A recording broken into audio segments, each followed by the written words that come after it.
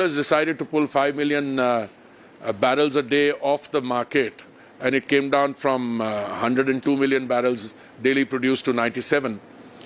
There are other problems. Initially, Russia, Ukraine, now the Red Sea and what is happening there. But I am reasonably confident. I am sure that anyone you invite here for a discussion, it would be delusional for that person not to endorse your characterization of anxiety. But people are not really worried. So let's spend some moments on things which are worrying me, and I want to hear what you have to say about it. We saw two supposedly brotherly nations duke it out, Iran and Pakistan. Pakistan now responding with strikes inside Iran, this on the back of Iranian strikes on Pakistani soil, quite unprecedented and surprising. This at a time when leaders of both countries were at the World Economic Forum at Davos, and interestingly they put out a picture around the time when this happened. What are you making of that? Look, I think there is a centrality there in that thread. Before I go to Pakistan, Iran, I want to go to what's happening in the Red Sea, the Houthis. Non-state actors will help. I think the point of confidence that I get, and from where I am coming, I don't think it's in the interest of any of the state actors, Rahul, at this point of time to exacerbate the tension and have all breakout of hostilities on a huge scale. I don't think it's anybody's interest. What was happening, because between Pakistan and Iran, I've seen a statement which the MEA has also issued. I think that MEA statement is very well positioned, that any country which is confronted with the terrorist actions of non-state actors has the right to defend itself. Now, whether this is entirely an exchange between non-state actors, or to what extent are state actors involved, we've been at the receiving end of Pakistan-inspired, state-sponsored terrorism now for longer than most people can remember. And we've never bought their line that this is state actors acting on their own. I've never bought the line. I don't think anybody, any of my colleagues in the government or the MEA have. In this particular case, I am not surprised. There are changes happening in the world of a very fundamental character.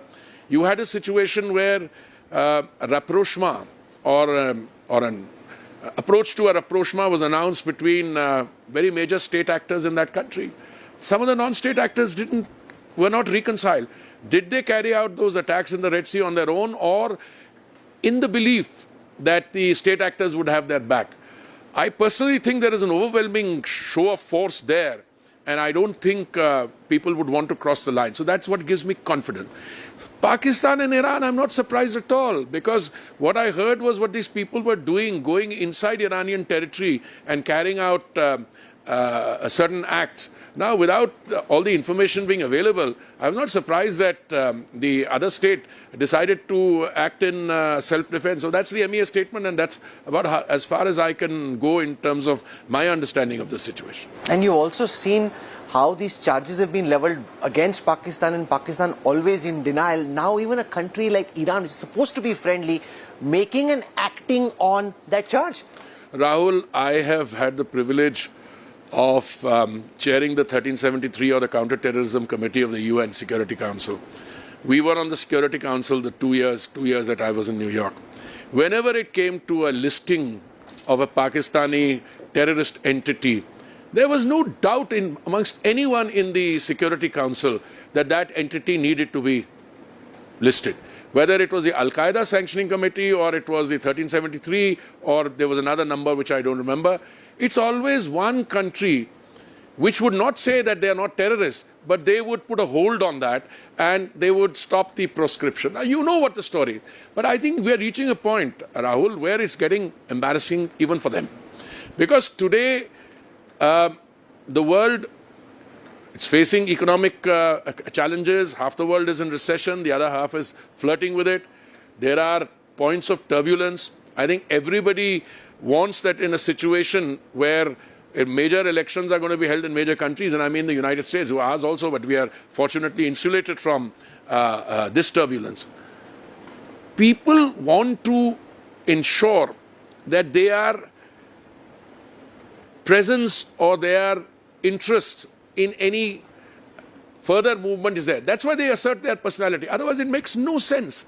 I mean, if at all somebody had to do destabilization, then why stop at Hamas? There are outfits there with 20 times more lethality than Hamas available, which could have been used. So I don't buy that. I don't buy it. I think there is inherently state structures want to calm the situation. So I want to come to the Houthi situation. The president of the World Economic Forum, Jorge Brande, was sitting exactly where you are on the first day of this WEF, and he said that he feared that oil prices could rise at least between $10 to $20 on the back of what we are seeing.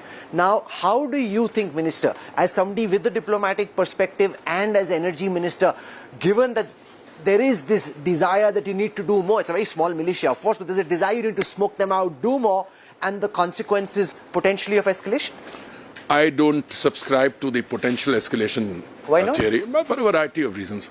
Today, prices. You think it won't escalate? It won't escalate. 17. I'm not deliberately trying to calm the sentiment. Look, today prices are at 78, 79, partly because of this. All the production cuts that they tried, taking 5 million barrels off the table, doing all that. Today, what's happening on oil prices are 2-3 very simple things. Many years ago, one car in 25 used to be an electric vehicle. Today, Rahul, one car in 5 is an electric vehicle. Okay? Today, biofuels have taken off as nowhere. I think one of the most significant, not as tom-tommed as some of the other discussion, was the biofuels roundtable here. There are people seriously talking now about sustainable aviation fuel. I mean, people setting up major investments so that ethanol can be used for sustainable aviation fuel, scaling up biofuel production, enlarging the scale, all these things.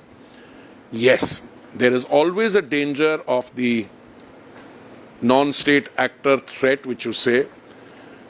The non-state actor also has to put on its thinking cap. If they do that, they've had 25% of their, ground situation knocked off. I mean, there won't be any hesitation, and no one is going to come to their defense. I don't think this is because today. But you are ascribing rationality to. No, I'm not. I think even amongst destabilizers, there is a cost and benefit. So I believe the gentleman you named is an old friend of mine from before his World Economic Forum days, from my days when he was Foreign Minister of Norway and earlier. Yes, I think it's good for statesmen to talk about the threat and how oil prices could go up. But I was with the president of the International Energy Association, and both he and I agreed that yes, there is a cause for tension, but it doesn't lead to worry. And I think, to use a pun, we'll navigate around it. We're doing a long navigation. Now, there was this story which came out, which you denied, about the prospects of oil prices coming down in the build-up to the elections. Now, what are you making of the prospects that India is heading into elections and that there could potentially be a reduction? No, first of all, I have never subscribed to the theory that an election is a coefficient which determines the price of petrol. Because if that were the case, all 5 years, till we get the one country, one vote, we will go on having elections all the time. No, we don't tell the oil companies what to do. As a government, we can reduce the excise, which we did on 2 occasions, November 21 and May 22. And we did that. The oil companies, OMCs, had substantial under-recoveries, and yet that resulted in the 2 years, 21 to 23, of oil prices in India at the bunk, maybe Japan's another case, coming down. Throughout the world, they were increasing. Why? Because Prime Minister Modi reduced the excise duty even at a time when we were feeding 800 million people 3 meals of dry ration in a day. Today, I think the oil companies in the last 3 quarters have done well. Their 4th quarter results will be available. So this speculation which is coming is based on that. But on the other hand, if you are talking about uncertainty and oil prices going up at $10, $20, then you're clearly, that is something that would be taken into account. But I'm a person who's cautious in these things. Going forward, if this Red Sea and other things are turning, and if the 4th quarter is also good next year, then maybe the oil companies can think of a situation where I think they're still having under-recoveries in diesel. Lastly, as far as the buzz around the India story is concerned, there has been some talk of how Davos has become India was with the number of India lounges at the pavilion. In all the conversations that you've been a part of, What is it that you think the world is looking out to India for, and what is it that India needs to be wary of? Look, I don't think we need to be wary of anything. And people don't come to Davos for altruism or philanthropy. They come to here to network, to meet people, and to get business opportunity. They see a great business opportunity. And I think they see an Indian trajectory which is social inclusion, financial inclusion, use of technology, very fast growing economy, over 7.2% last 3 quarters, and the great potential of what it would be going forward. How many people with purchasing power, how soon will you become the 4th largest economy, the 3rd largest economy there?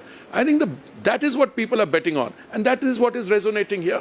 Well, you have a packed schedule, and there's some ministers, I'm told, who are waiting for you, and some top CEOs as well, so I won't hold you any longer. Thank you, Rahul. Thank you.